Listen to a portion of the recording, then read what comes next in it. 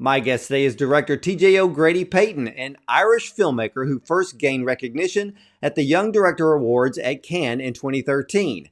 Now, he has received awards at prestigious festivals, and films have been showcased at Tribeca and Clermont-Ferrand, BFI London, and on Disney Plus and The New Yorker. Now, TJ's newest short film, The Beautiful and Endearing Room Taken, tackles pressing themes including the challenges faced by asylum seekers and the rising homelessness population in Ireland.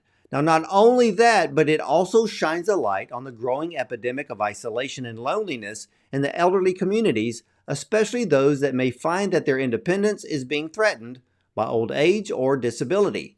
Now, Room Taken has been selected for over 39 film festivals and has won 10 awards, including Best Irish Short Film at the Dublin International Film Festival, and nominated for Best International Short Film and the Grand Prix Irish Short Film at Flickerfest and the Cork International Film Festival.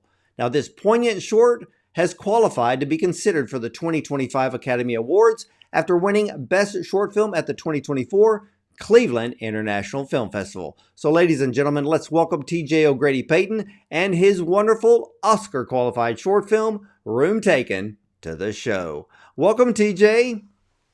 How you doing? Thanks for having me. Looking forward to chatting today. Yeah, I absolutely fell in love with this film. It is just a sight to see and to watch and just absorb the whole story. But where did the inspiration come from to show the contrast between homelessness of asylum seekers in Ireland with the isolation and the loneliness of the elderly? Yeah, it's been a kind of a long road, I suppose, to get where we are now. But the film's idea and the concept originated with our writer Michael Whelan. He has a relation who is an elderly blind woman, and he kind of was observing her and kind of saw, how that situation affected her and maybe made her a little bit lonely. And then around that time as well, he also just on a normal walk out noticed a blind person and a homeless person kind of walking beside each other. And he's a creative guy. He works in advertising. He, is always coming up with ideas and wanted to write more screenplays. So I suppose an idea started to form, and he wrote a version of Room Taken. So that's how it started. Well, how did you cast Tony Award-winning actress Brid Brennan and actor Gabriel I think it's Lucy. Yeah. Adewusi. How did you cast it? Because they were fantastic together. So we had a great casting director called Dawn McAllister. Breed knows this. Before we cast Breed, we actually tried to find an actress from the blind community, and we met many women. And found it difficult to find someone to play the role. So we found a woman called Dolores Cullen who was close to getting the part, but long story short, we decided that maybe she would be better working with us as a visual impairment consultant, someone who could be involved in the film, but maybe lend a hand in terms of bringing some authenticity to the piece. So I had always loved Breed's work, so we, reached out to her, and she had a week off, and she loved the script, so she came on board and then collaborated with Dolores on the role. And then Gabriel was more kind of conventional casting, where Dawn had sent out a casting kind of brief, and lots of people got back with self-tapes, and I saw his self-tape and just, felt that he was such a likable, empathetic character, and he had such a gentleness in his performance, but also in his eyes. And I felt like, he was the type of person, although the character does something morally wrong, you could still root for. You could still get on his side. And thankfully, they seemed to have some chemistry, and it worked out. Yeah, you described Gabriel perfectly because everything you just mentioned is exactly what he brought to his character in this film. This film alone left me wanting a sequel so I could literally watch both of them interact even more. Well, that's good of you to say. We have spoken about the idea of developing it into a feature film. Time will tell. It's something we're curious about, but it feels like there could be more story to explore, and we'll see if that happens. Well, with Breed's portrayal of a blind woman was very convincing. And I know that you had a consultant on location with you. But for her, how did she actually prepare for this role? Because those who may not know her would actually think that she was blind. Yeah, like she's a professional actress who's been doing this for I don't want to say how many years, but long enough time, you know? Like she won a Tony in the 90s for her portrayal of one of the characters in Dancing at Lunasa, which then became a film with Meryl Streep, which she also acted in. And she's been nominated for multiple like Olivier Awards on the stage, I think three. So like she's just a really experienced actress. So she already had a lot of kind of, I suppose, knowledge about how to transform into a character in advance of the shoot. But it was, I suppose, from my perspective, because we did rehearsals before we introduced her to our visual impairment consultant, Dolores. But after their meeting, we had this coffee and we just kind of hung out. And that gave her an opportunity to kind of maybe ask some questions, but also just get to know Dolores as a person and also to see how Dolores, moved around the space and, her mannerisms and things like that. And I think after, we kind of hung out and got to know each other, that clicked, something clicked for Breed, so that when she went to the character on the day of the shoot, she was a lot more, I suppose, in tune with what that situation was like. Yeah, when I'll watch clips of people like Michael Caine and Uta Hagen and Stella Adler, and have them explain acting techniques.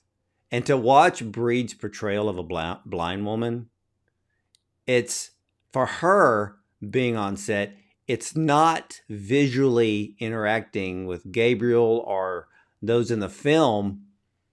It's almost like she puts this invisible barrier between the character she's portraying and her surroundings. Now, of course, we know, and I love this part in the film because you bring forth the fact that those that are blind do have an increased sense of hearing and Mm. almost intuition of movement in a room.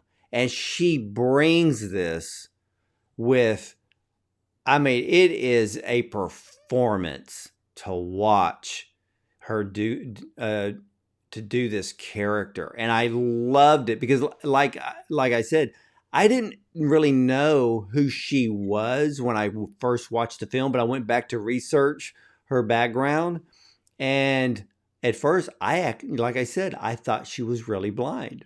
So Wow, it great. is stunning, stunning performance. Now with Gabriel, he portrays a Yorunda immigrant. Now, how did you come up with that particular ethnic group, and why was that important in this film? So yeah, Gabriel is born. He was born in Nigeria, and he immigrated to Ireland. So he speaks Yoruba. For us, there was a lot of things happening in Ireland at the time, and there's been different versions of this script. But one thing that we noticed that kind of was happening while this story was unfolding was a lot of asylum seekers were coming to Ireland and living in tents. And that has been happening all over the world for a long time, especially in Europe, in places like France and Germany, all over. But it's been a relatively new phenomenon in Ireland because it's harder to get to. We're an island really far away, from a lot of places.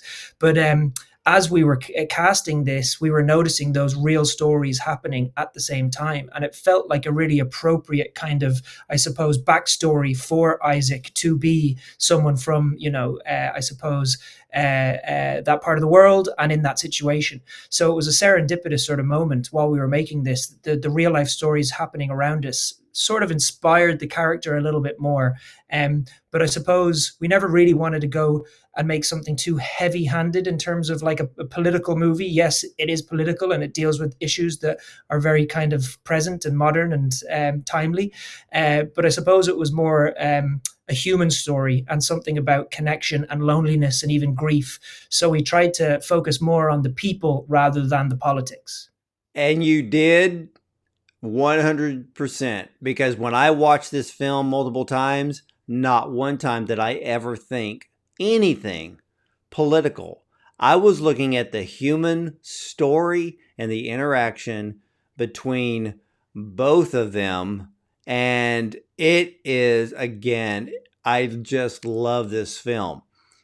But this film highlights the elderly who live by themselves, especially if there's a disability present. Now, you add the element to her character of being a widow.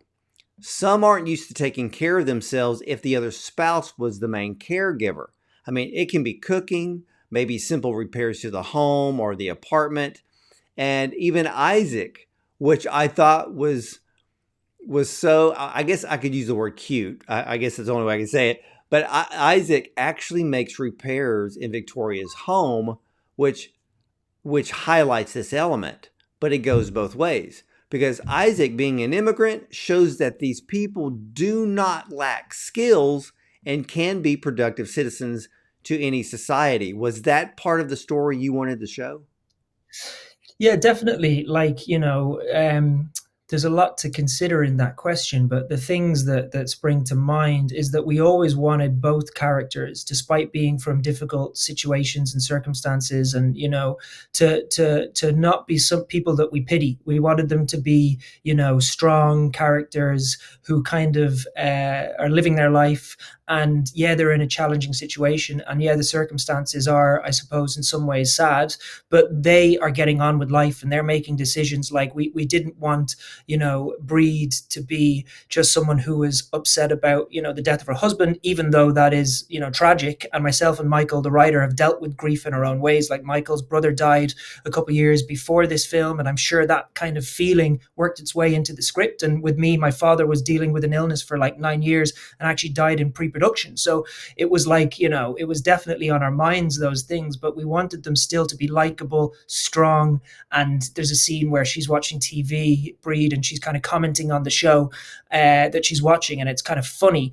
And like, things like that will make us like that character. So that was really important. And then the same with Gabriel. Yeah, he does something kind of morally wrong, but it's from desperation. And you see over the course of the story, through his arc, that he just wants to be someone who can become a good member of society, who can earn money, who can contribute, and who can also maybe help out his family who might be struggling at home.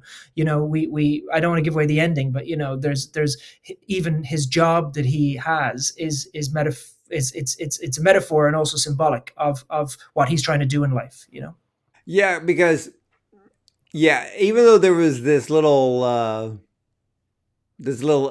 thing where his when you say morally wrong, ladies and gentlemen, he didn't do anything that was actually bad. Nothing to Victoria, because the Yeah. whole thing is that he snuck into her Yeah. home to basically seek shelter from the outside. Because I love that shot when he's trying to sleep on the street, Mm. and to see the uncertainty and the fear in his eyes.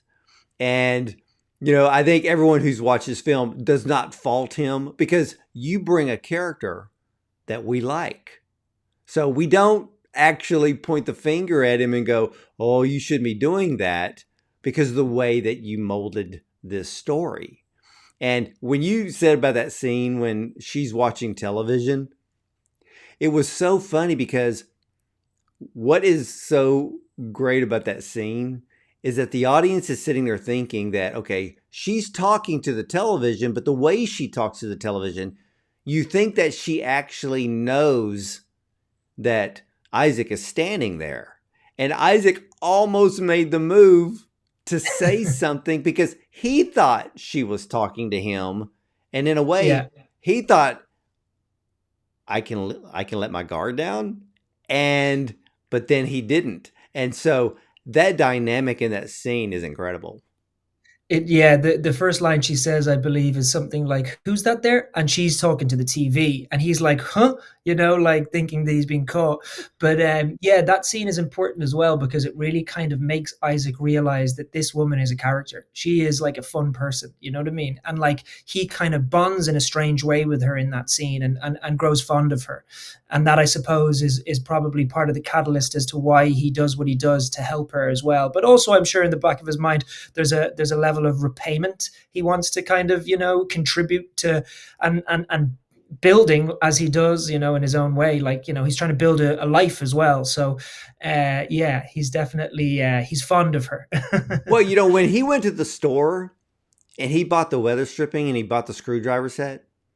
Yeah, That was that was his way of basically paying like the 2 days rent. exactly. And Yeah.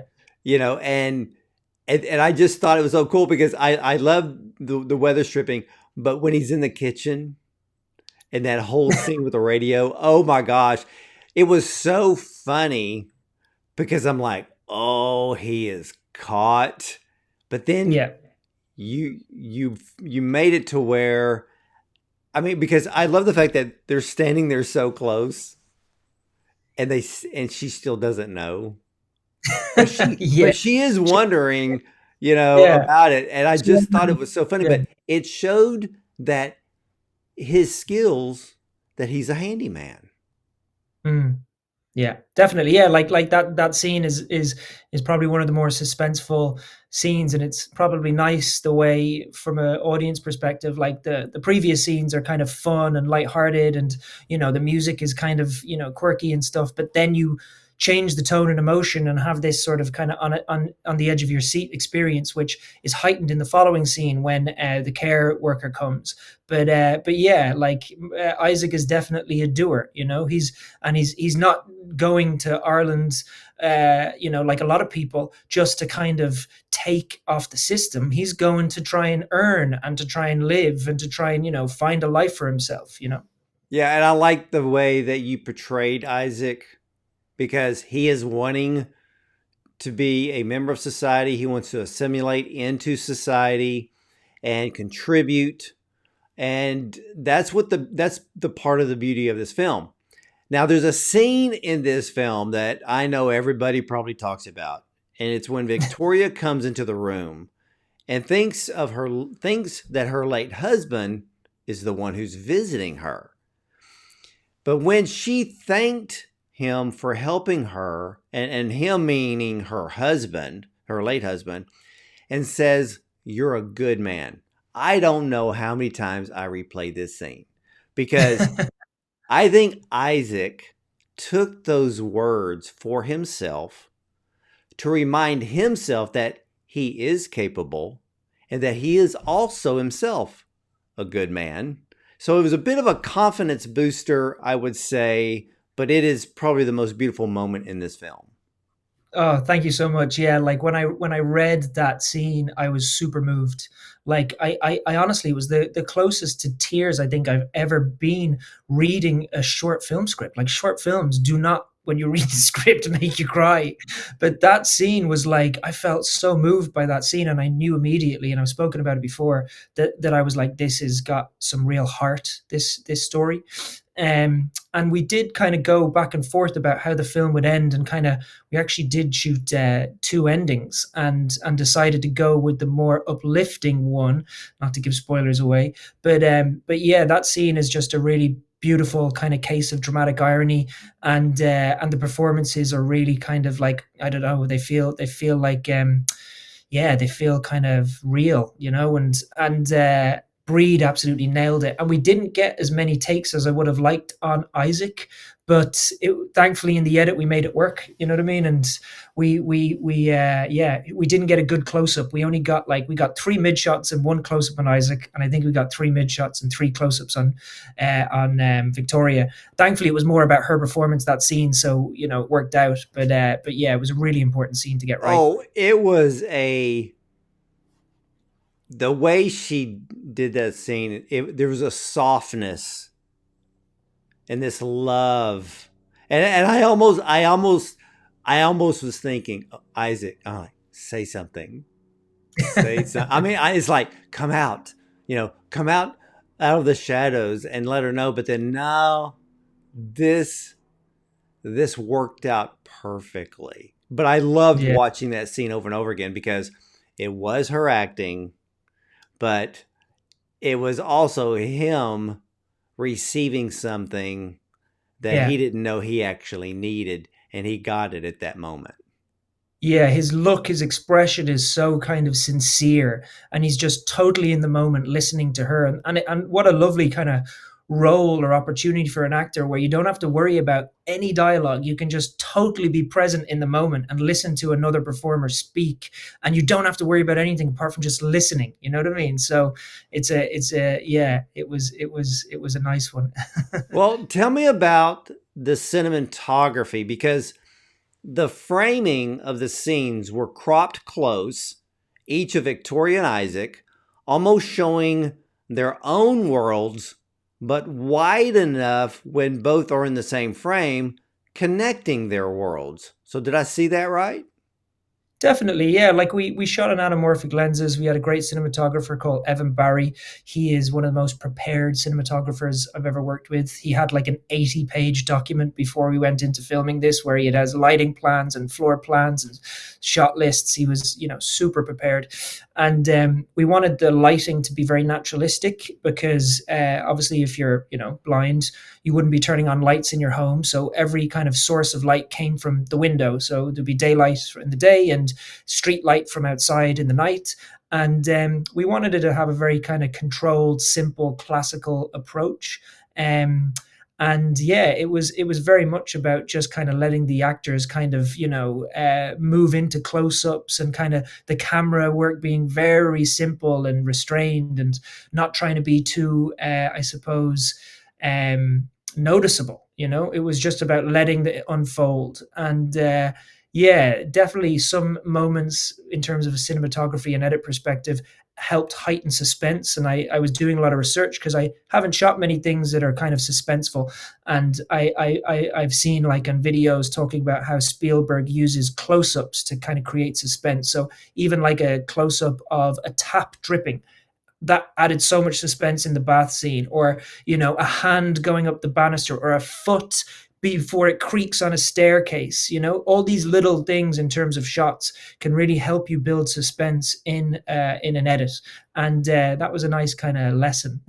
Yeah, that bathroom scene really makes you want to laugh, because you're like, oh, I mean, he would scare her to death if you had said something, or if she actually knew that he was there. I thought that scene was one of the most suspenseful, because you're like, he's in the bath, he has no clothes Yeah. on, and she's in there, and all of a sudden, that's when you really notice that she uses her hearing, Mm.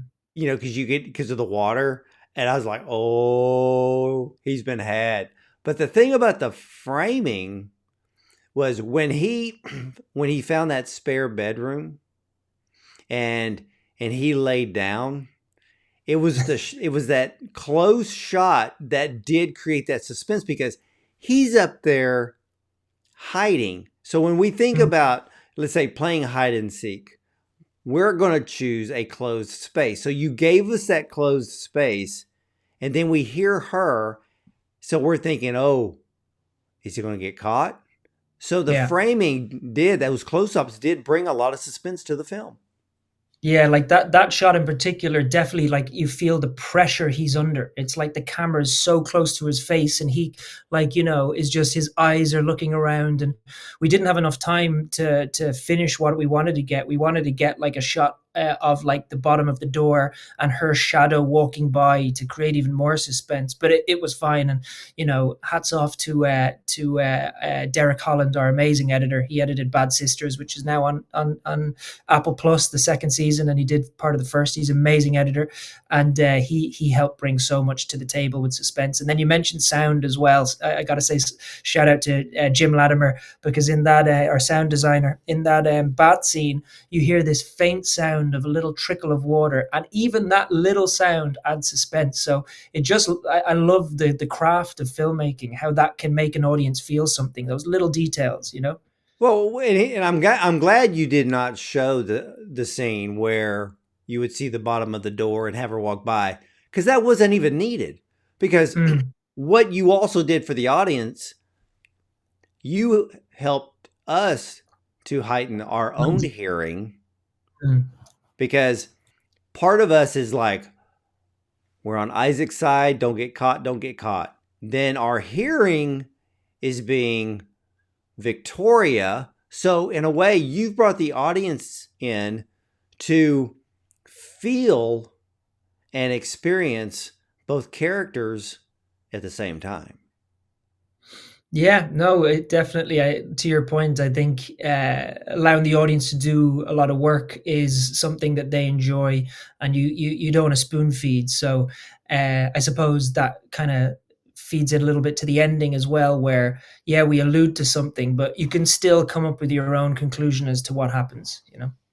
Now, I want to ask you more about the music score because there is an interesting rhythm to the music. It's almost like a metronome or a tribal beat. And I love the layering of the music score that it gives to the film. Who is the composer? Jamal Green, who's a BAFTA recognized composer who's based in London. And yeah, he really exceeded my expectations. I was delighted with the score, and a lot of people have commented on it. And it's great to hear in a cinema when it's really loud and you can feel it, you know? And yeah, we worked with temp music just to kind of find the tone of what we were looking for, and then that informed the style. And then Jamal came and brought some new ideas, but kind of knew how to mold the feeling of the music to create, you know, the feeling that we wanted with the film. So yeah, he's a really talented composer. Now, with the beat of this music score, does that go back to play or to maybe highlight a bit of Isaac's heritage? Yeah, we definitely spoke about that, and I think the montage when he fixes things, there's an element of that, and we were considering leaning into it more, but also we wanted to keep things subtle and not maybe, I suppose, be too heavy-handed. But that was something that we thought about for sure. You know, we probably toned it down a little bit in the end, but we were definitely conscious of trying to maybe feel a bit of that, you know. Now, back on your cinematographer and the cinematography of this film, once you had it all shot, and you're probably about the third or the fourth one that I've talked to whose films have been shot with an anamorphic lens. Mm. How much was there much coloring that had to be due to this film? Yeah, Leandro, a colorist in Dublin, who worked in a company called First Element. He was our colorist, and he's a guy from Brazil, really talented. He does a lot of short films in Ireland, and yeah, we like in any film, you kind of, you know, try and match things and maybe add a little bit of mood, maybe a little bit of grain if you want it to feel a little bit filmic. But yeah, there definitely was some tweaks to the visuals, like you do in every film, just to kind of finesse it and refine it. But we also tried to have a color palette in the house that was kind of like, you know, in Victoria's world, like it was very much red, orange, beige. But then Isaac, by contrast, was more in blues and purples, and that was to make him stand out, so that she couldn't see, obviously, but we as a viewer could see that he was the odd one out in her space, you know. I love that. Now, I noticed her coloring. Yeah. I noticed the reds, the beiges. I noticed all those colors because, and it goes back to, her age group. So the Mm. whole decor worked in that area. Now, I want to give honor to two people because I noticed at the end of this film. So and you kind of alluded to this earlier, but and like I said, I want to show honor. So, who is Joseph O'Grady and Brian Whelan? Oh, well, thank you very much for that. Yeah, Joe O'Grady's my dad. He passed away during pre-production. He'd been sick for many years, so it was, you know, not sudden, but still kind of a shock. And then Brian was Michael's brother, and he passed away a couple of years ago. So I definitely feel like the experiences we've had with grief has played a part in this story. And from Michael's perspective with writing, he doesn't talk about it much, but I can only feel that, you know, him dealing with that had to have influenced this story, you know. But he doesn't really talk about it much, you know. No, I understand that. Now, this is Room Taken is a multi-award winning film. Now you're Oscar qualified. How does that feel? It feels great. Yeah, no, we're absolutely thrilled. Like it's a bit of a yeah, like dream, really. You know, it's since we were kids we've thought about this, and you just never know. So it's a lovely place to be. We're hoping for the best. We're working hard to try and promote the film and get it seen.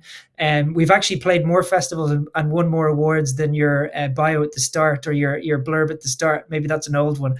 So yeah, thankfully things are going pretty well. Hopefully things go well. You just never know. Yeah, I was wondering about that because films like this, they rack up the awards. And, because, this film, this is one of the few films that are being talked about at the very, very top. And so I know that you're probably trying to grasp the the magnitude of this. And I know that there are films that get Oscar qualified, but the press doesn't ever mention them. But the press is mentioning this one. Yeah, it's crazy. Honestly, like we can't believe it. You know, it's surreal. Colin Farrell has come on board as our executive producer, which is insane. He is like, I have to say, Colin, if you're listening, you are a legend, man. Like he is. We can't believe it. Like honestly, like it's a short film. He watched it and loved it, and I guess we wrote him a letter, and he wanted to help, and it's a testament to his character because like he worked on a lot bigger projects with a lot bigger budgets than our short film. But But yeah, yeah, it's yeah, great. I love Colin Farrell. A lot of people need to go on streaming and see his series Sugar. It's one. It Uh, was one of my favorite. I'm actually hoping that they're going to come out with a season two because it's that good. I think it got greenlit for a second season. I read. Oh, awesome! Well, that made my day. Well, with Thank you with as well. yeah, now, with with Room Taken being at these numerous film festivals, what has been the audience's overall reaction to the film, and what kind of questions do you get during Q&A? Yeah, like the audience reaction has been great. Like you can really feel it when they're engaged, and it's amazing to watch the film with an audience because there's certain moments that you might not have thought it would land a certain way that do. Like there's been a few laughs at certain points where maybe it's a nervous laugh, but it's really interesting. We've won quite a few audience awards as well. In terms of the questions they ask, yeah, I think people are curious about the cast and maybe how the story originated. Nothing specific comes to mind, but yeah, like someone in Cleveland was really complimentary when we screened it, saying that they thought the script was almost like the perfect short film script, which is amazing. Good for Michael. I was like, congrats, bro. That's a nice compliment. Yeah. It is because and I've talked to other filmmakers and especially this season where you have short films that fall into that category of being the perfect short film, beginning, middle, and end. Then you have short films that are basically business cards for financing to get a feature. Mm. And then some, you're looking at it like, okay, are they going to take this even further? But Mm. this one, Room Taken, I think the audience begs to see this on a much larger format, maybe a feature film. Yeah, it's definitely it's on our minds. I am very much focused on features now. I've made a lot of shorts over the past however many years, and I'm done with them. This is my last short. So maybe you'd make one for a proof of concept or something, but like no, like I'm so ready to move on to features, and Room Taken is a great story. It's close to my heart. If the script we potentially create is a good script, it'd be great to make a feature.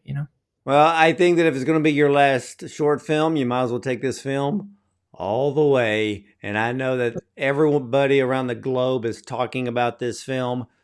So, ladies and gentlemen, TJ O'Grady Payton's short film, Room Taken, follows Isaac, who, in a desperate need for a place to stay, finds an unexpected answer to his temporary homelessness when he takes refuge in the home of Victoria, an elderly blind woman without her knowledge.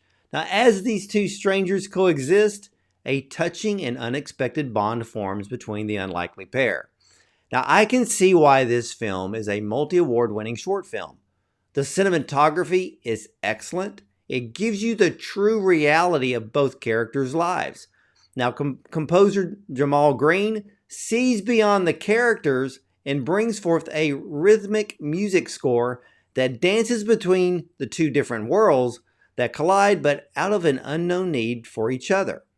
Now, Room Taken is one of the most endearing and beautiful stories I've seen this year, and actually left a happy tear in my eyes. So keep your eye on this Oscar-qualified short film. So TJ, I want to thank you so much for sharing an absolutely incredible short film with us and the rest of the world, and much success to you on your journey to the Academy Awards. Thank you so much for having me. It's been great to chat. And yeah, hopefully I'll talk to you again soon. Hey, I'm looking forward to that one. And as for me, ladies and gentlemen, I want to thank you for watching and listening. You'll either see me at the movies or from the red carpet.